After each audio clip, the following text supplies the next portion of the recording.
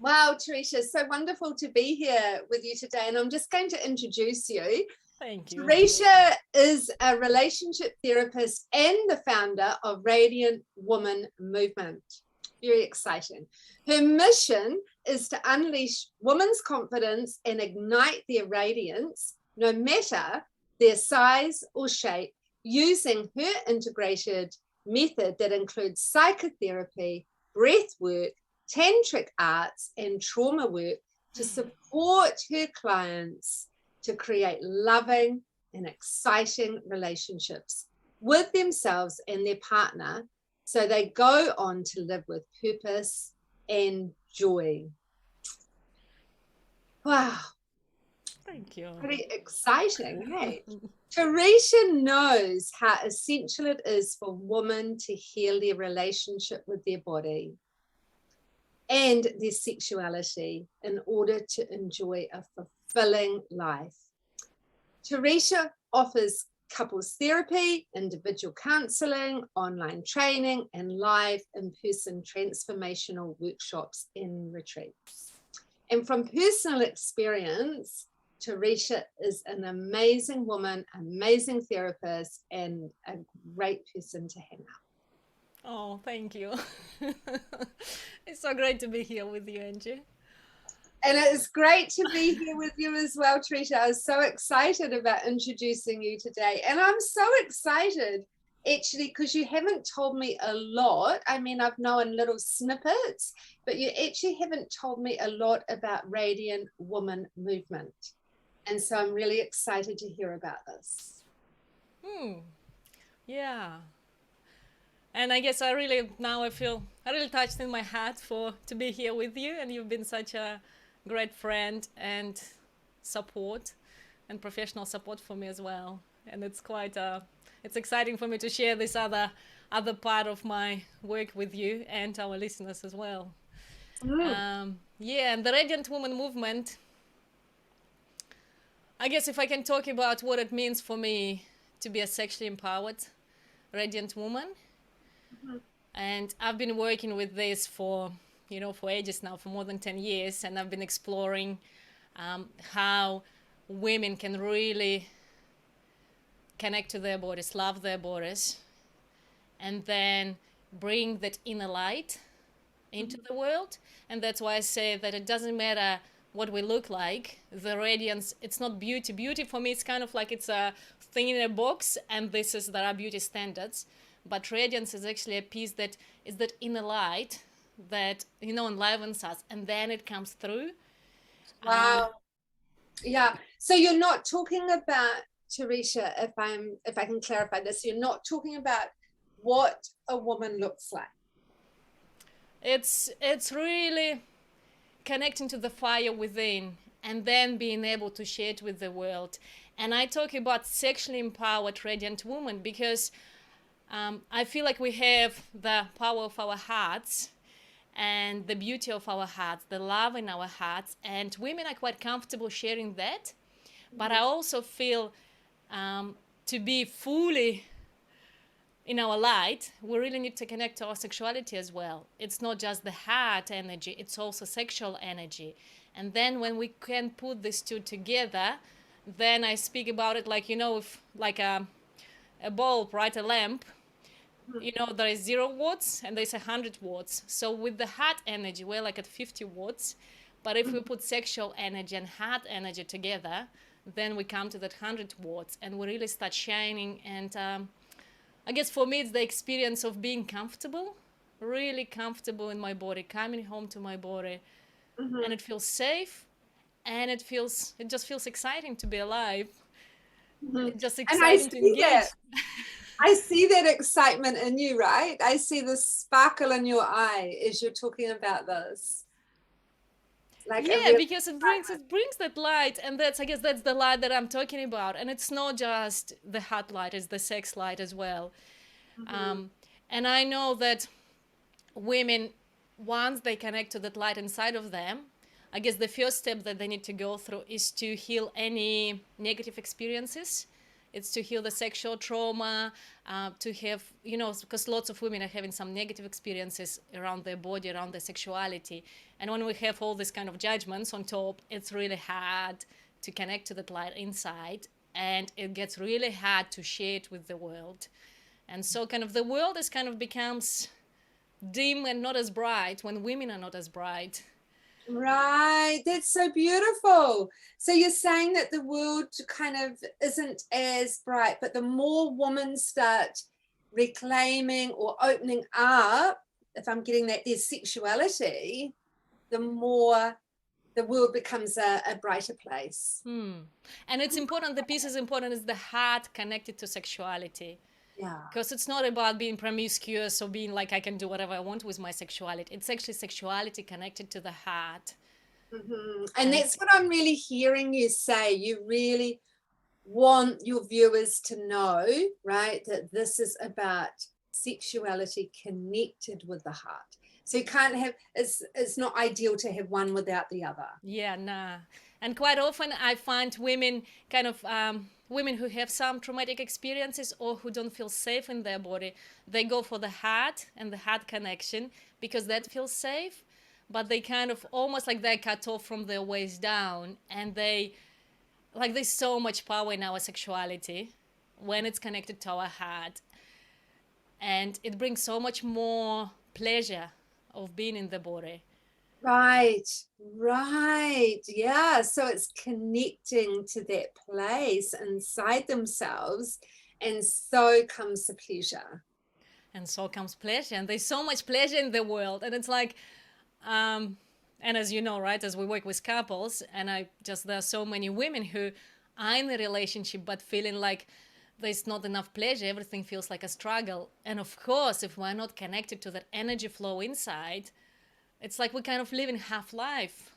Yeah. And I guess that's the, for me, of my why of why I'm doing the work I do is actually really invite women to live the life to their fullest, to like the full pleasure. And then I know men benefit, kids benefit, everyone benefits.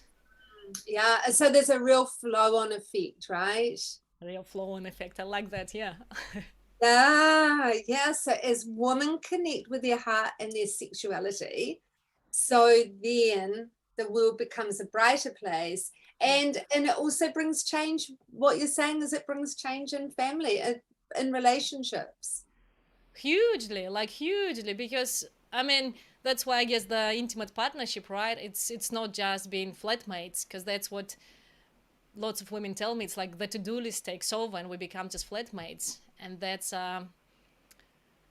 everyone missing out. And there's so much pleasure. It's like really being a radiant, sexually empowered woman is actually really owning your pleasure. And really kind of, this is my pleasure, this is my body. I feel at home in my body. I feel safe in my body. And I know how to say no.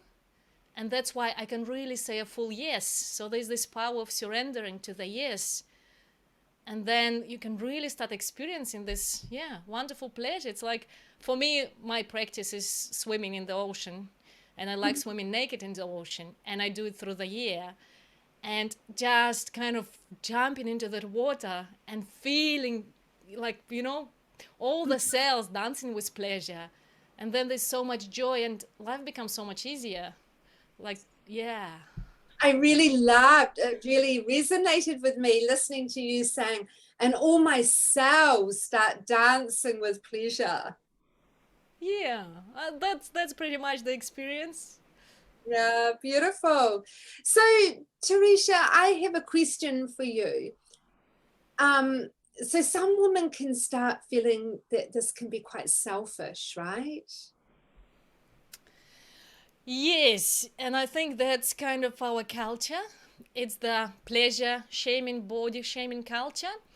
And there's a piece where women are made to feel like we're not enough, because then we consume so much more stuff and we're trying to feel good enough through kind of artificial, through putting something on us, right? Through beautifying ourselves, through losing weight or whatever. Like it's kind of, it comes from outside into the woman.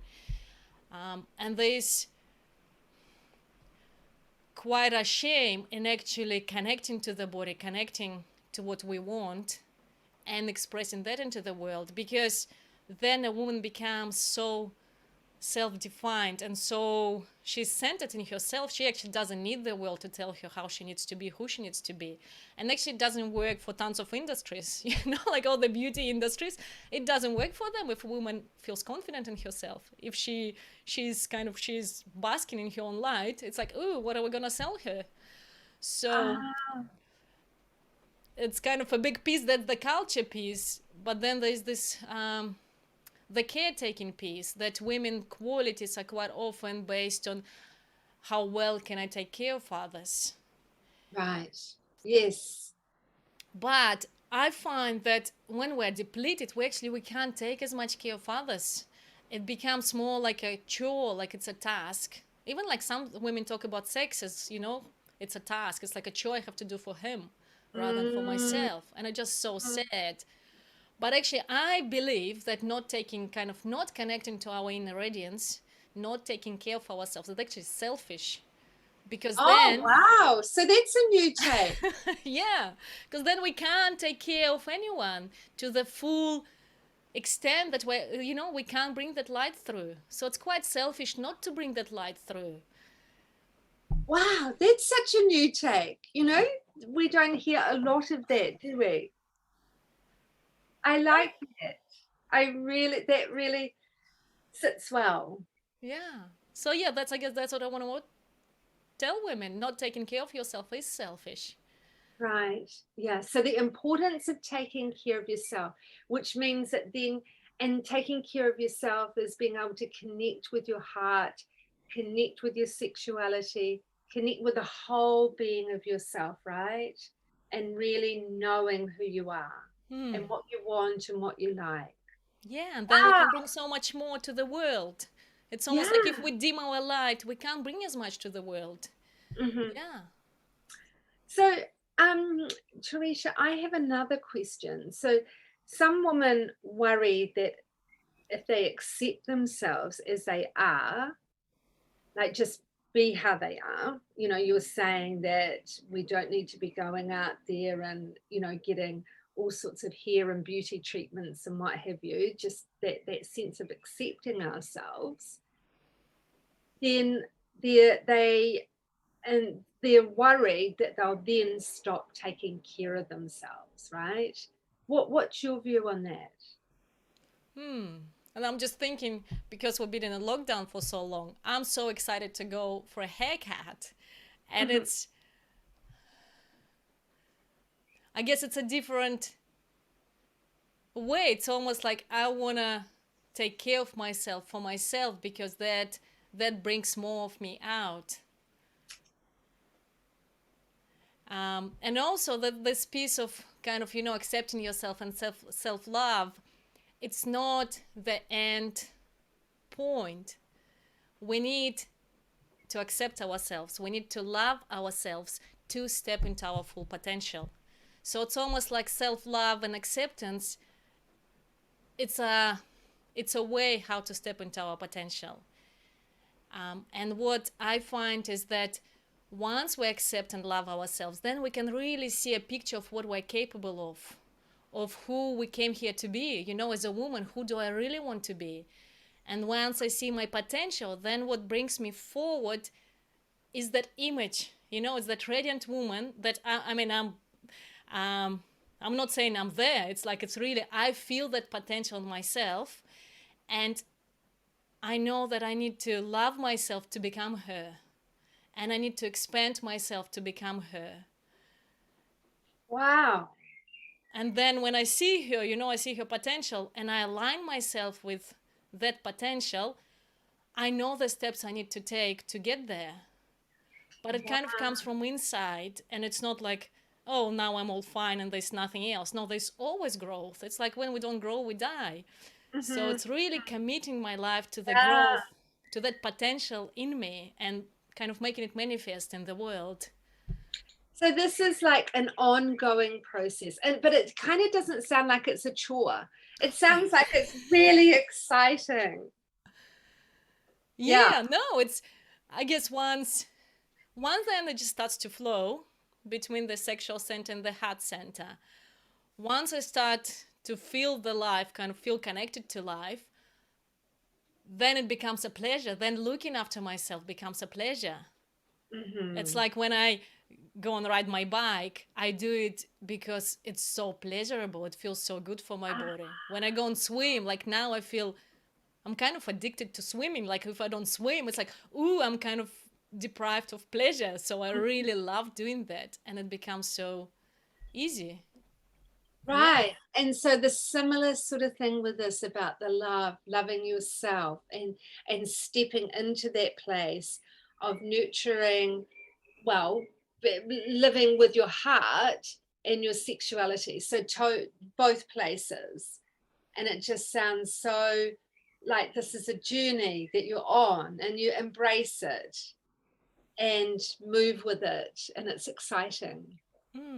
And it's, I guess it's the way to bring more of myself, bring more of, like, what am I here for? I guess my bigger question is what is my purpose here, and how can I make myself available to life?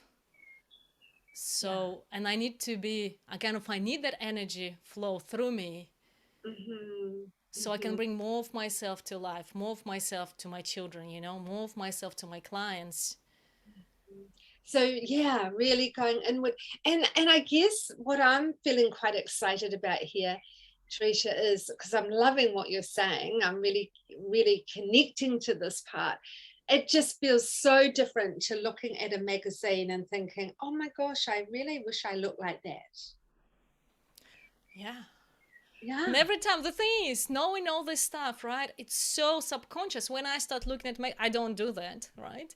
That's the first thing that I tell women, just give it up. Because I start looking, it's like, oh, maybe I'm missing something. It's kind of become so external. It's really hard to get out of. Right. And so and I can hear that in you. You're going, oh, it's hard to get out of. So it's like, it's almost like quite obsessive, isn't it? It's quite obsessive, and I feel like that's why we need this movement. We need women coming together, because the kind of this body shaming, I'm not enough culture is just so prevalent. It's everywhere, that only when we come together as a group and we reflect the radiance, in each woman, then we can be free of that. Ah, right.